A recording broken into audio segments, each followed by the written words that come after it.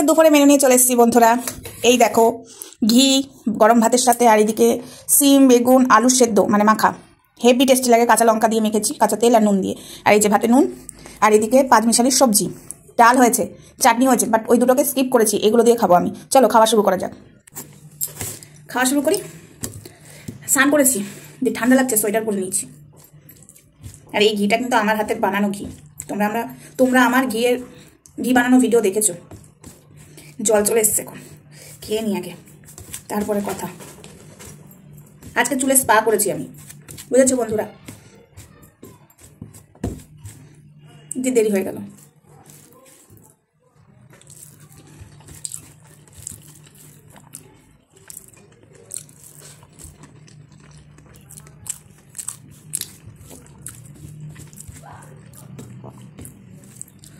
এই মাখাটা এত ভালো লাগে, লাউ শাকের পাতা যদি পড়তে হয় একটু ভালো লাগতো আরো।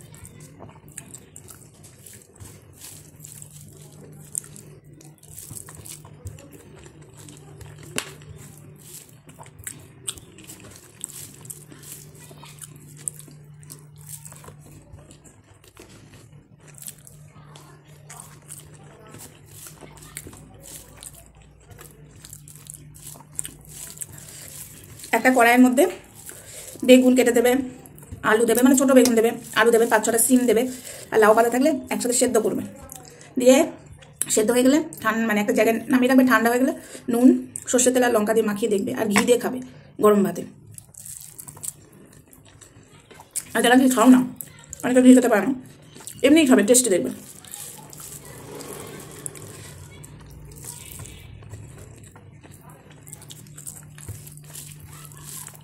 এই দিয়ে আমার অর্ধেক ভাত খাওয়া হয়ে গেল। ওই জন্য ডাল চাটনিটা নিয়ে নিই।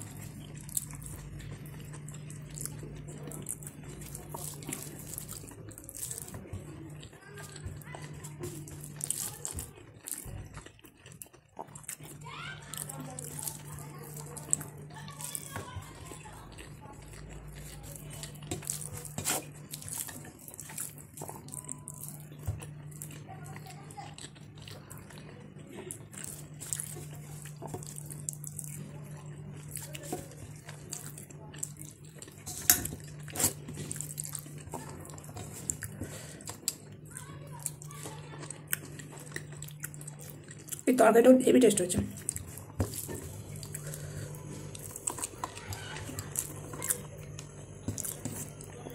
এখন শীতকালে তরকারিতে একটু মূলো করলেই টেস্টি লাগে।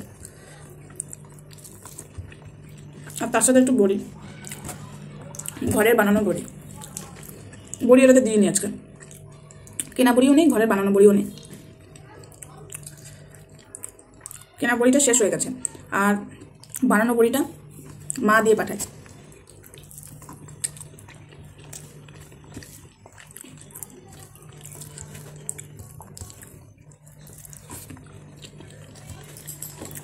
মা ছাদে বড়ি দেয়, এই রোদ উঠবে খুব,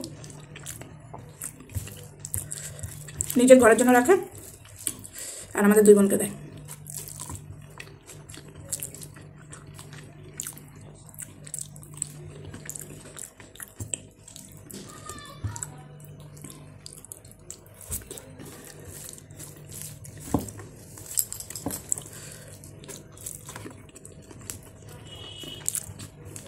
এর সাথে দরকার ছিল মোরলা মাছ ভাজা।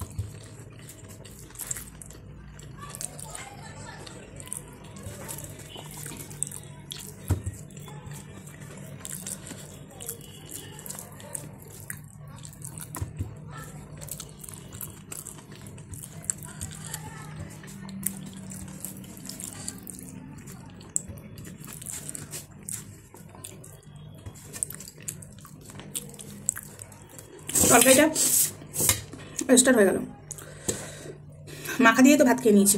আজকে তোমাদের সাথে আজও কথা কম বলেছি। আমি ক্যামেরার সামনে আছি বলে তা না, আমি যখন এমনি রাত্রেবেলায় খেতে বসি আমি বকি না, নিজের মনে খাই। আগে খেতে বসে বকতাম ছোটোবেলায়, আমি খুব মার খেতাম, মাথায় বকতে নেই বলতো।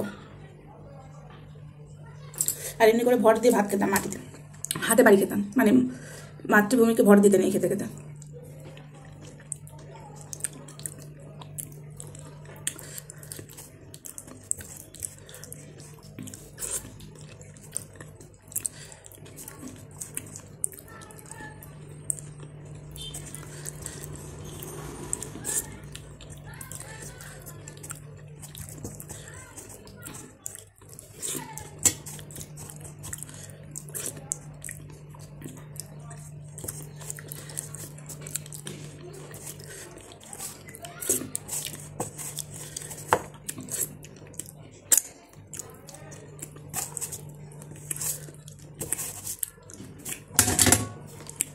খাওয়া শেষ, ভিডিওটা আপাতত এইটুকুই।